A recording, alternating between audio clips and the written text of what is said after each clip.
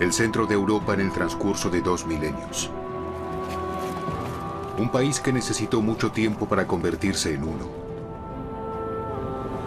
Personas que recién se sintieron alemanas con el paso de los siglos. ¿Quiénes son? ¿De dónde vienen?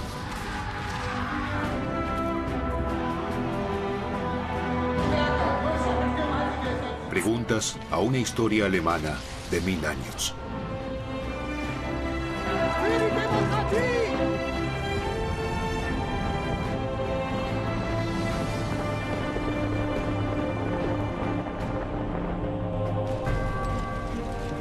Muchos soberanos gobernaron en suelo germano en el siglo XVIII.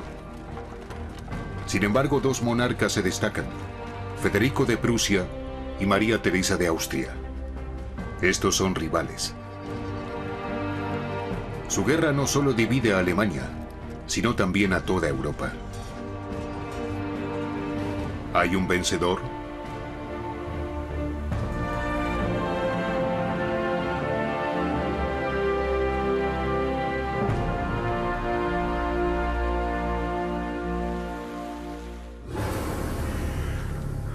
¡Qué frío hace aquí!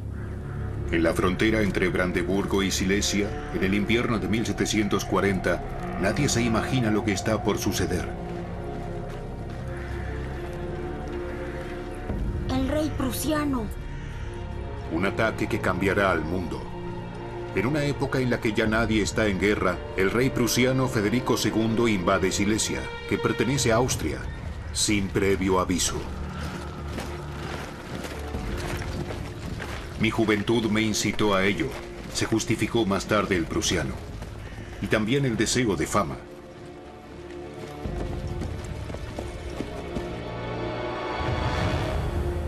En Viena, María Teresa de la Casa de Habsburgo gobierna desde hace poco sobre Austria. La joven madre carece por completo de experiencia en el gobierno, al igual que Francisco Esteban, el hombre a su lado. El rey de Prusia invadió Silesia.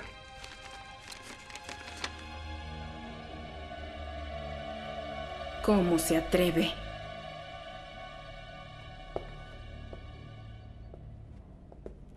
Silesia es nuestra.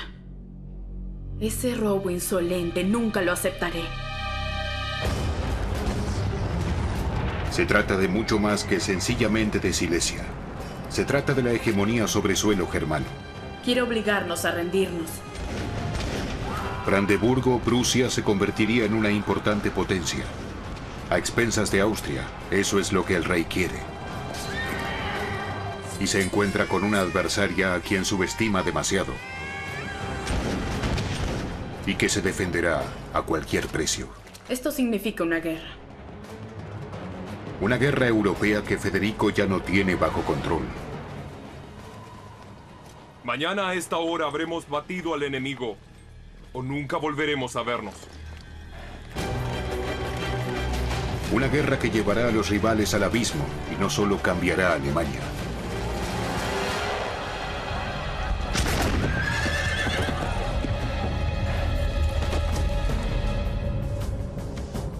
Desde hace 300 años, los Habsburgo han sido la potencia más importante en el Sacro Imperio Romano Germánico. A diferencia de los reyes de la dinastía Hohenzollern, con su reino de parches y retazos, como entonces se decía, ambas potencias tienen territorios dentro y fuera del imperio. Brandeburgo, Prusia, es un país más bien pobre. Bosques profundos, pantanos interminables y suelo arenoso. Unas 2 millones de personas viven aquí al nacer Federico en 1712. La infancia del pequeño príncipe es todo lo contrario a una fábula. La vida en la corte prusiana es espartana. Ya a los 3 años, Federico debe someterse a un estricto mando, el de su padre, que hace honor a su reputación de rey soldado también en la familia y no tolera ninguna contradicción. ¡Hombre impío! ¿Te atreves a contradecirme? ¡Francisco! Él era indisciplinado, colérico y sencillamente de mal comportamiento. Y descuidado en muchas cosas, especialmente en cuanto a su hijo. El hijo es un esteta, con una afición por las formas antiguas y la literatura francesa. Pero así no se levanta ningún estado, dice su autoritario padre. Quiere fortalecer Brandeburgo-Prusia con un ejército poderoso y un tesoro público completo. Este no es el mundo de Federico. Aún no. A los 18 años el príncipe heredero quiere huir en vano. Su padre hace que lo detengan y lo lleven a la fortaleza de Kustrin, porque para el rey soldado el intento de fuga de su hijo es deserción, y se castiga con la pena de muerte.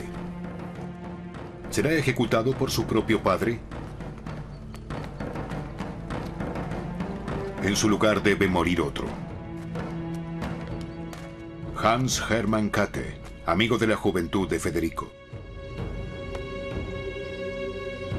Como sabía de los planes de fuga del príncipe heredero, es condenado a muerte.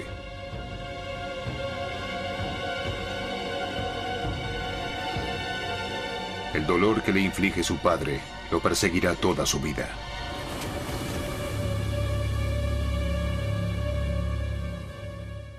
Es evidente que quería llevarlo al borde de una catástrofe personal, con la ejecución de Käthe, que el heredero al trono también tuvo que presenciar. Eso prácticamente lo mató. La noticia del tribunal penal llega hasta la corte de Viena. El emperador de los Habsburgo es el padrino de Federico. Él quiere intervenir y le envía una petición al rey prusiano. Él debería perdonar a su hijo, algo que también sucederá más tarde. A diferencia del rey soldado, Carlos VI es un padre amoroso. Siente un cariño especial por su hija, María Teresa, aunque ella sea solo una muchacha. María Teresa era muy inteligente. Ya en su juventud había aprendido muchos idiomas y era una niña muy alegre, todo lo contrario a Federico. La familia imperial lleva una vida prácticamente burguesa, a puertas cerradas. Una infancia sin preocupaciones. Sin embargo, hay un problema. María Teresa no tiene hermano. ¿Quién sucedería al emperador Carlos VI? María Teresa creció libremente.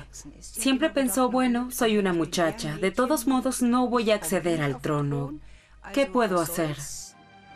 Sucede algo distinto a lo esperado. Se aprueba una ley que le asegura la sucesión a la hija del emperador en Austria y Bohemia.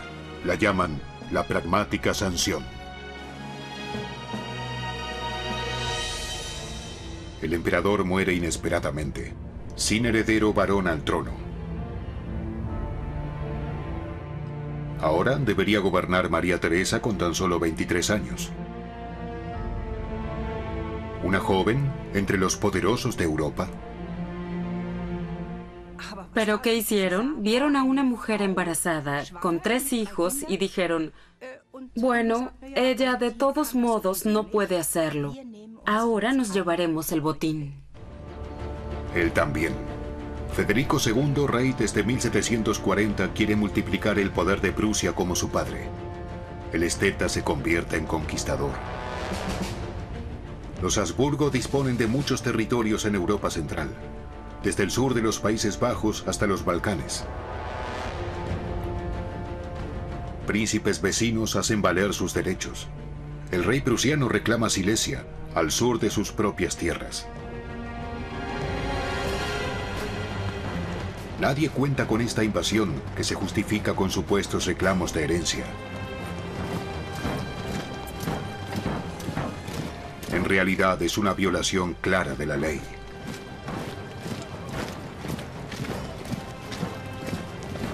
Al principio, María Teresa no tiene nada que oponer.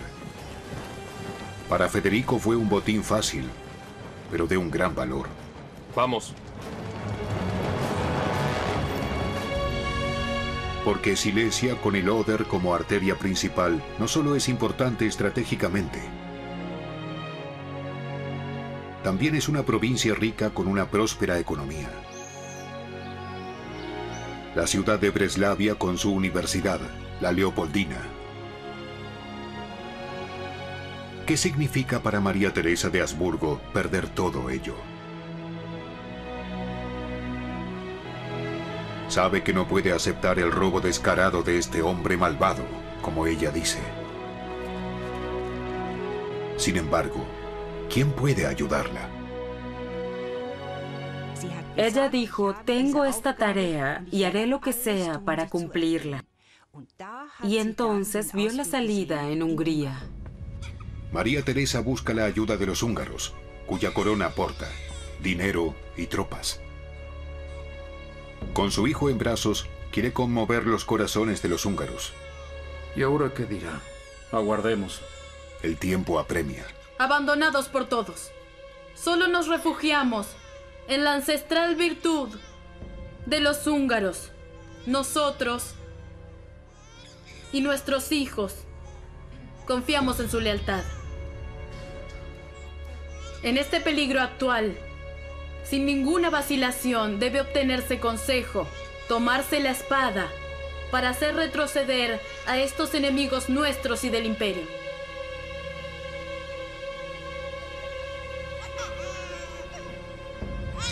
¿Se dejará cautivar la nobleza húngara por los halagos? Lo hace.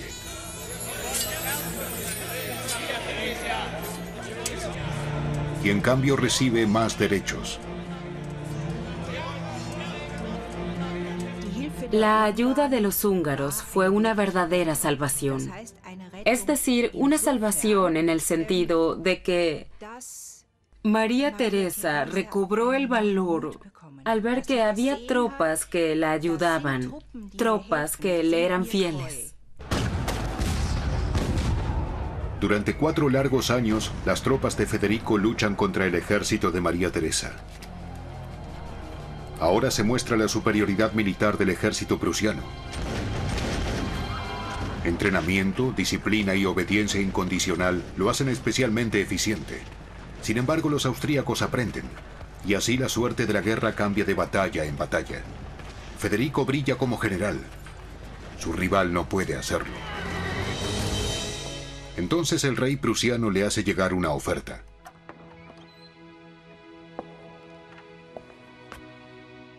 Nuestros hijos te echan de menos. La oferta de Federico también le atañe a su esposo, Francisco Esteban. Podría convertirse en el emperador del Sacro Imperio Romano Germánico si a cambio María Teresa renuncia a Silesia. Fueron 5 años de sufrimiento y destrucción. Tú misma lo has dicho. ¿Y todo eso para nada? No lo entiendes. Si ahora no firmo la paz, no solo perderé Silesia, sino mucho más. Debo pensar en el futuro de nuestros hijos. La corona imperial es nuestra y de nuestro hijo José. Su padre fue emperador en el Sacro Imperio Romano Germánico. A ella se le niega esta dignidad porque es mujer. Ahora su esposo debería llevar la corona, y para ello debe arreglar las cosas con Federico. Y más adelante recuperaré Silesia. La corona imperial. Quien la porta debe buscar justicia y paz en el imperio. Francisco Esteban la recibe. Sin embargo, su esposa es la emperatriz oculta. Era muy típico de María Teresa no acompañar a su esposo, a quien amaba de corazón, en la coronación. Es decir, no arrodillarse a su lado. Lo dejó completamente solo. Estaba entre los espectadores y lo aclamó y se alegró, pero demostró muy claramente: yo no soy la mujer del emperador. Eso no me importa en absoluto, sino que yo soy la soberana. Federico II también es ovacionado, porque Prusia ahora está camino a ser una gran potencia. Incluso en otras partes del imperio, el rey es celebrado como Federico el Grande. Sin embargo, la guerra lo ha marcado y ha reclamado muchas víctimas. Ahora también debe crecer su capital. Quiere completar lo que sus antepasados comenzaron. Federico sueña con una Atenas a orillas del Spree, en tierras de Brandeburgo. Cuando ascendió al trono vivían aquí 100.000 personas. Berlín es una ciudad de inmigrantes, partiendo por los 7.000 hugonotes, refugiados protestantes de Francia, que han encontrado aquí un nuevo hogar. Aquí todos deberían ser felices a su manera, dice el rey. E incluso habla de hacer construir una mezquita. La ciudad es cosmopolita. La Academia de Ciencias, la primera en suelo alemán, tiene su sede en Berlín. Bajo el rey prusiano, esta ciudad experimenta un florecimiento cultural y económico.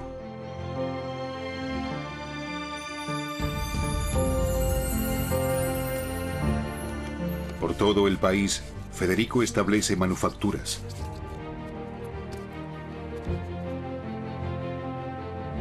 En ellas trabajan cientos de personas, también mujeres. Nadie debería estar inactivo. De vez en cuando el monarca comprueba esto por sí mismo. Siente un interés especial por la manufactura real de porcelana, KPM por sus siglas en alemán, ya que garantiza considerables ganancias. El oro blanco encuentra muchos aficionados. KPM es una marca real.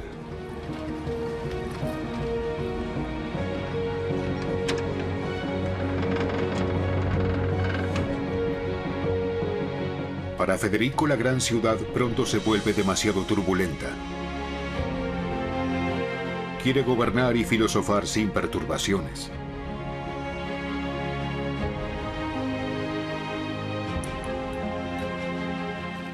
En un viñedo cerca de Potsdam hace construir un nuevo castillo, según sus propios planes.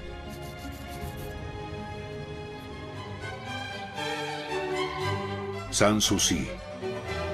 Su nombre es una declaración de intenciones. Quiere vivir aquí sin preocupaciones, lejos del ceremonial de la corte de Berlín. Aquí el rey prusiano compone y hace música como el flautista de Sanssouci. Aquí recibe huéspedes ilustres de muchos países europeos. El filósofo francés Voltaire, ya durante su vida, era mundialmente famoso y un gourmet. Los proveedores y cocineros de la corte tienen mucho trabajo. Quieren mantener de buen humor al exigente huésped, porque Federico quiere que permanezca en su corte. El rey hace que se sirva la mesa 2 veces al día. Y también ya le ha otorgado condecoraciones al pensador.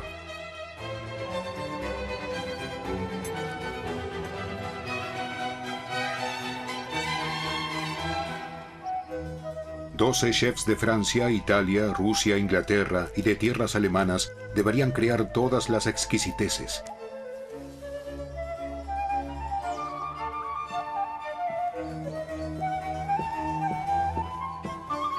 Hoy los banquetes de Federico siguen siendo legendarios, célebres y también infames. Sus invitados son mayormente oficiales y eruditos. De 7 a 10 personas. No se habla alemán, sino francés. Mon cher ami, je vous ai éperdument cherché dans le parc cet après-midi. Où est-ce que vous vous étiez caché? J'ai composé quelques vers. Bien. J'espère que vous y avez pensé au roi. Ah, bien dans un sens, oui. J'ai dédicacé ces vers à la reine. La pauvre est si seule dans son château. J'ai voulu ainsi la remonter un peu. Je ne souhaite pas la présence de femmes dans cette ronde. Et je ne souhaite pas que l'on parle d'elle. Una sociedad masculina por excelencia. Ni siquiera la reina tiene acceso. Esta no es una corte, diría Voltaire más tarde, sino una clausura de la que las mujeres son desterradas. El matrimonio del monarca con Isabel Cristina existe solo en papel.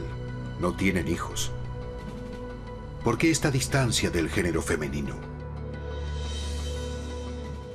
Al principio tuvo una vida disoluta y después contrajo una enfermedad venérea que producía deformaciones. y durante toda su vida le dio subjetivamente la sensación de que no sería capaz de engendrar. Y por cierto, probablemente lo que había sucedido también era visible anatómicamente, por lo que era muy tímido. La mirada de Federico desde su biblioteca recae sobre esta antigua escultura.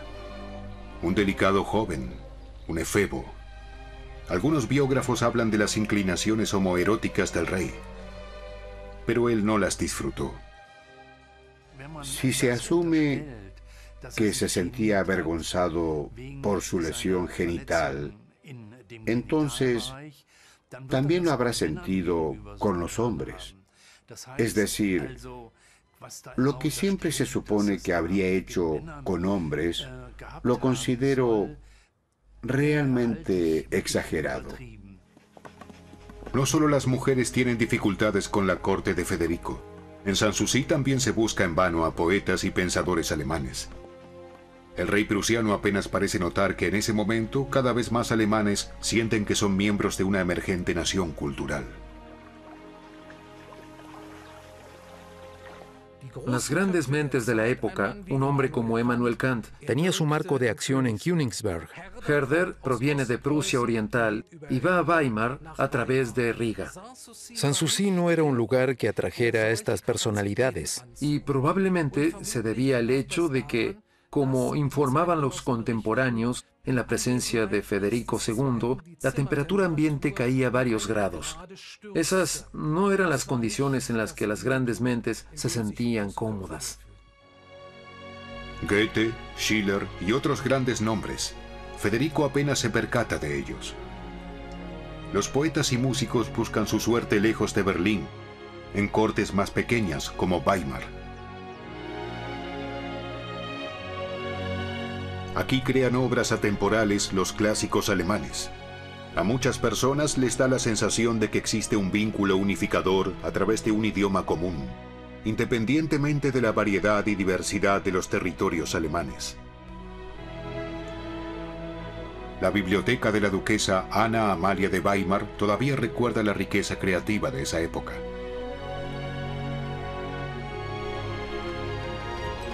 A él no le preocupa ni el imperio ni la cultura alemana. Federico se ve a sí mismo como el primer servidor de Prusia. Él mismo viaja de aldea en aldea. Casi 3/4 partes de sus súbditos viven en la zona rural. Federico alivia en sus propiedades reales las dificultades de la servidumbre campesina. Sin embargo, en el resto de Prusia todo sigue igual. El rey no puede y no quiere perder la simpatía de la nobleza, porque ésta representa a los oficiales y los campesinos, a los soldados. Como la escolarización aún no es obligatoria, el rey quiere que los futuros reclutas al menos aprendan algo. ¿Por qué no están en la escuela? Su Majestad, en nuestra aldea no hay escuela. Entonces deben ir a otra aldea.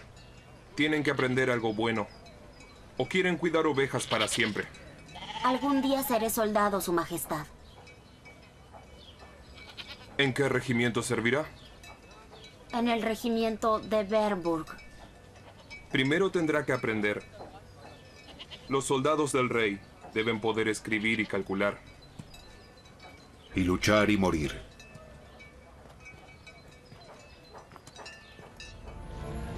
La rival de Federico, María Teresa, tampoco está inactiva todos estos años. Como Hofburg es demasiado sombrío para ella, hace ampliar la residencia de verano Schönbrunn a las puertas de Viena. El nuevo castillo tiene unas dimensiones impresionantes. Recuerda la corte del Rey Sol en Versalles.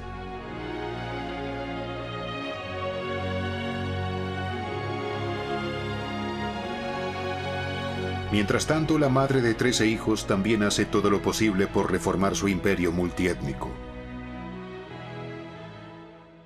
Lo interesante es que María Teresa no se avergüenza de imitar a su gran enemigo, a su mayor enemigo. Es decir, tomar todo lo que resultaba mejor en su reino que en el de ella, en Austria. Y eso es todo un logro. María Teresa escucha los consejos de expertos. En su caso, los esfuerzos de reforma también tienen, sobre todo, un objetivo. Prusia debe ser echada abajo si la Casa de Habsburgo quiere seguir en pie. ¿Sabe cuánto me importa Silesia? Si Francia y Sajonia están de nuestra parte, podríamos volver a poner a Prusia en su lugar. Significa una nueva guerra. Y Federico añade más leña al fuego. Sus discursos maliciosos sobre las 3 archiprostitutas de Europa, como las llama sarcásticamente, las llevan a aliarse contra él. María Teresa, Madame Pompadour, amante del rey francés, y la zarina rusa Isabel. Prusia ahora está rodeada de enemigos. Rusia observa con recelo a la gran potencia emergente. Una alianza entre Austria, Francia, Sajonia y Rusia sella el pacto contra Prusia. Solo Inglaterra está de su lado. Los ingleses libran al mismo tiempo una guerra contra Francia por la hegemonía sobre América del Norte y la India. Apoyan a Prusia para debilitar a los franceses en la lucha por las colonias. Por lo tanto, el conflicto en suelo alemán también está determinado por la política mundial. Federico debe actuar si quiere adelantarse a sus enemigos. Primero ataca a los sajones. Otro ataque sin declaración de guerra. Sin embargo, es solo el comienzo de una guerra de 7 años. Una y otra vez el rey interviene en las batallas, arriesgando su vida. Sin embargo, ¿cuánto tiempo resistirán sus tropas en vista de la superioridad? Los prusianos a menudo son superiores tácticamente, pero sus pérdidas también son altas. ¿Quién reemplazaría a los caídos? El reclutamiento prusiano incluye cada vez a más niños de las zonas rurales. Son los primeros pasos hacia un servicio militar obligatorio. Ya en la infancia, los soldados son seleccionados según reglas fijas y reciben de su futuro regimiento una marca de pertenencia.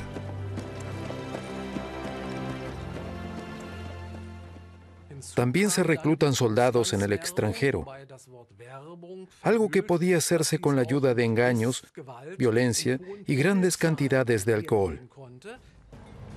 No todos los que se presentan son reclutados. Deben cumplirse ciertas condiciones. En el archivo estatal de Münster hay referencias a la práctica del reclutamiento prusiana. Por ejemplo, una simple cinta métrica. Los soldados debían tener una altura mínima. 1,69 m en la época de Federico el Grande. ¡Ponte erguido! Las mediciones se realizan todos los años. Algunos reclutas tienen tan solo 16 años. La dentadura es de interés militar. ¡El próximo! Porque solo aquellos que tienen buenos dientes podrán romper los cartuchos de pólvora. Solo 1 de cada 7 se considera apto.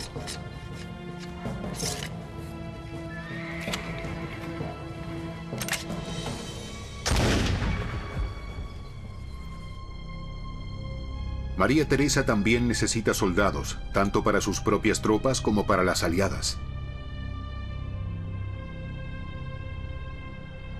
Los prusianos han vencido cerca de Praga. ¿Y nuestras tropas? Se han retirado, Su Majestad. Los prusianos tienen morteros y cañones a las puertas de la ciudad. María Teresa también es reina de Bohemia. ¿La perderá también ante Federico como a Silesia? Quiere obligarnos a rendirnos. Debemos evitarlo bajo todas las circunstancias. Praga no está perdida, Su Majestad. ¿Qué sugiere, general?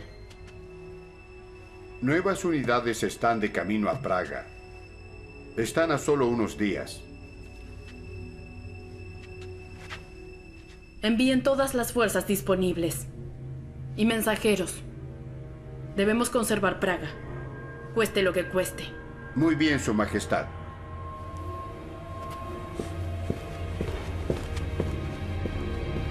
Después de algunos combates sin un claro vencedor, están ante una batalla decisiva, cerca de Leuthen.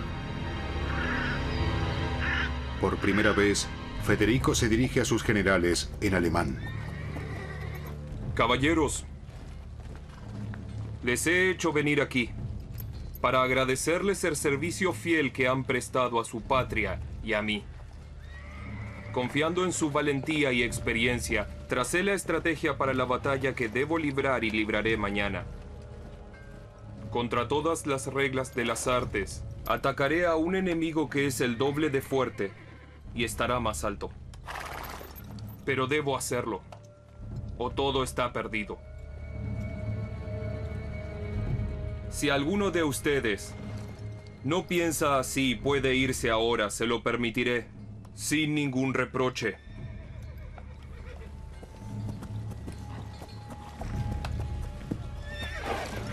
Los oficiales permanecen junto a su rey.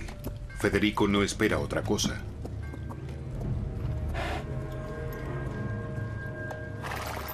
Ahora regresen al campamento y díganle a sus regimientos lo que yo les he dicho. Vayan con Dios. Mañana a esta hora habremos batido al enemigo o nunca volveremos a vernos. Federico sabe que solo hay 39.000 prusianos contra 66.000 austríacos. Por lo tanto, debe evitarse una colisión en un frente amplio. La solución es la famosa técnica de falange oblicua.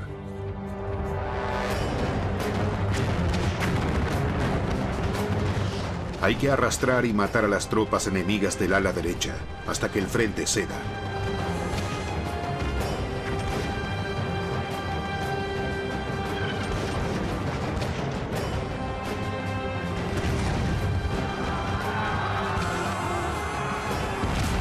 Por la tarde se da orden de atacar también el flanco derecho abierto.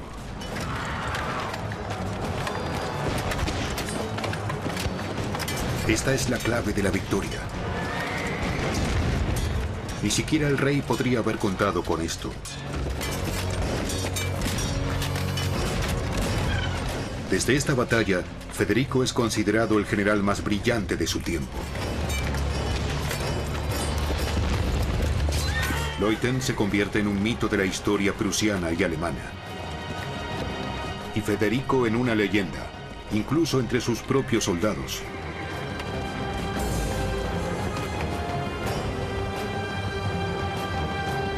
Federico tomó la técnica de falange oblicua de los generales de la antigüedad. Ahora esta ingresa a la historia militar.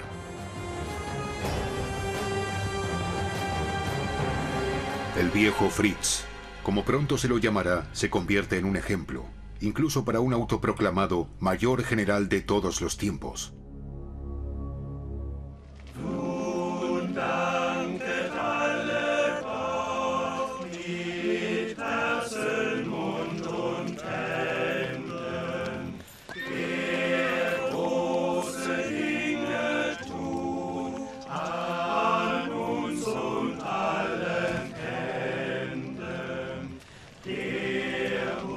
Este momento también se convierte en una leyenda. 25.000 soldados entonan para él. El coral de Leuthen. El himno, ahora todos den gracias a Dios. Sin embargo, Leuthen es tan solo un episodio en la Guerra de los 7 años. Nadie lo sabe mejor que el rey mismo.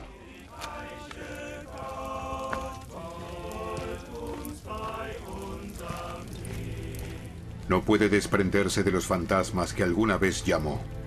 Ha ganado una batalla, pero no la guerra. Un extraño documento, el diario de un mercenario suizo, nos da una idea de la vida cotidiana del ejército prusiano durante la guerra. El frío, el hambre y las enfermedades torturan a los soldados, y también el miedo a la mutilación y a la muerte. La legendaria victoria de Leuthen es seguida por derrotas aplastantes. Más de una vez el rey piensa en el suicidio. Cada vez más a menudo lo atormentan los recuerdos.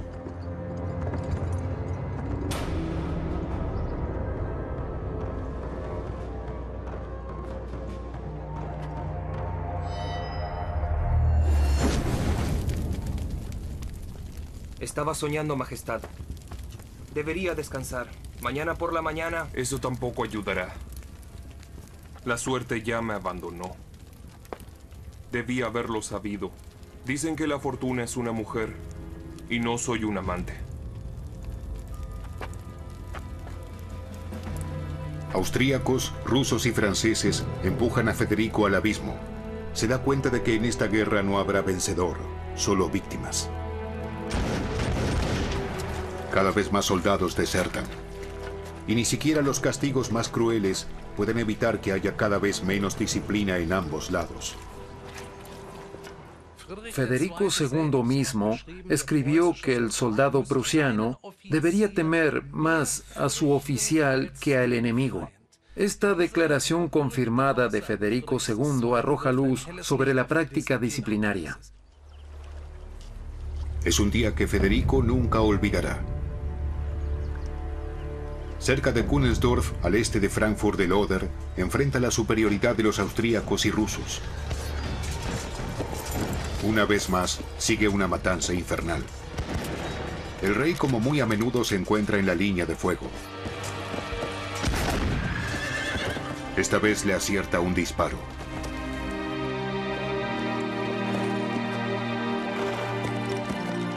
¡Su Majestad!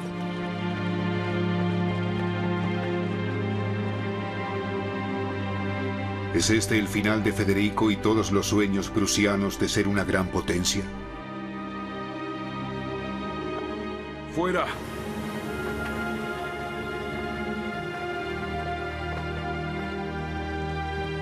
Una tabaquera de oro hace historia.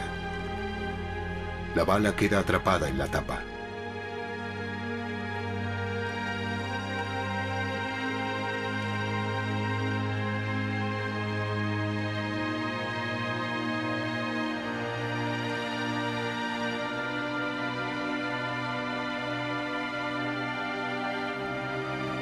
Después del desastre de Kunersdorf, Federico quiere darse por vencido, poner fin a su vida.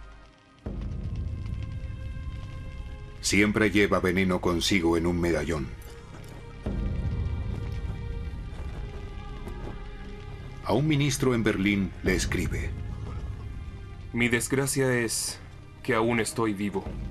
De 48.000 hombres no me quedan ni 3.000 ahora cuando escribo esto. En Berlín harán bien en pensar en su seguridad. Ya no me quedan recursos. No sobreviviré a la caída de mi patria. Al igual que muchos de sus soldados.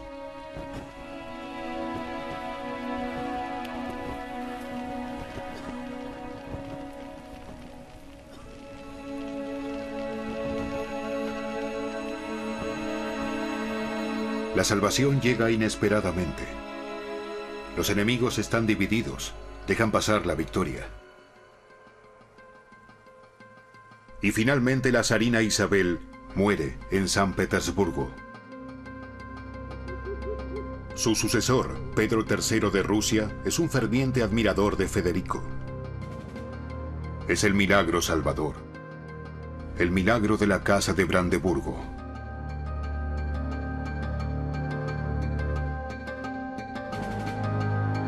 María Teresa pierde a su aliado más importante. Rusia firma la paz con Prusia. Inglaterra derrota a Francia en Norteamérica y es ahora la potencia marítima y colonial número 1. Pierde su interés en el escenario bélico alemán. Francia también se retira. Al final, Prusia se beneficia. La Guerra de los 7 Años no fue una guerra total. Eso es lo que la hace tan específica. Pero el verdadero milagro es que el hecho de que este Estado, que era cualquier otra cosa menos que un gran Estado, pudo imponerse respecto a una situación europea y una coalición, y esto por más de 7 años. La paz de Hubert-Tussburg en 1763 da fin a la Guerra de los 7 Años. Una paz entre Austria y Prusia sin ganancias apreciables de tierras para ninguna de las partes. Silesia sigue siendo prusiana. Es mejor una paz mediocre que una guerra gloriosa. Es el lema de la soberana de la Casa de Habsburgo, que firma con mano temblorosa.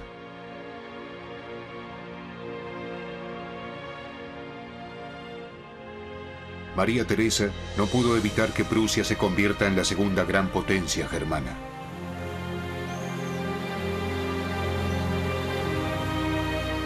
Nunca conoció a su archienemigo Federico, quien aún así se impuso con todas sus fuerzas.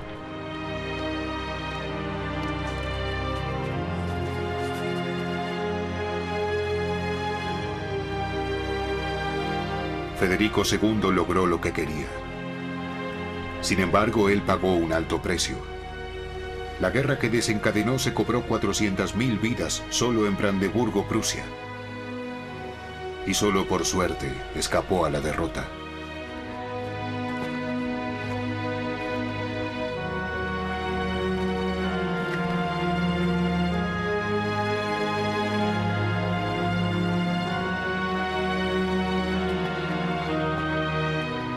Cuando María Teresa muere en 1780, Federico escribe: Libré guerras contra ella, pero nunca fui su enemigo. El viejo Fritz muere en 1786, solitario, pero con sus deseos cumplidos. Ambos dejan dos potencias, que también en el futuro continuarán luchando por la hegemonía en suelo germano.